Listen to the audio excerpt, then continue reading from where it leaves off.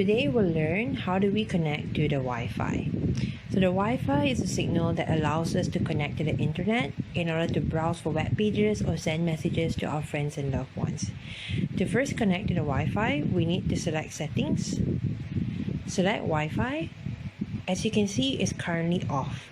When we on the Wi-Fi, we're able to see all the networks that we can connect ourselves to.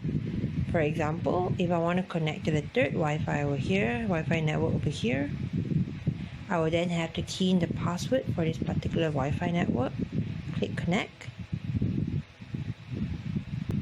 and there we have it. I'm now connected to the Wi-Fi.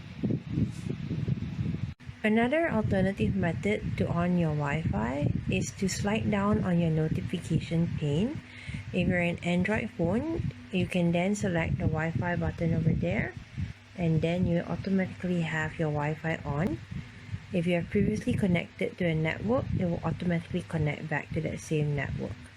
If you're an Apple user, most likely you will find your notification panel on the top right of your phone.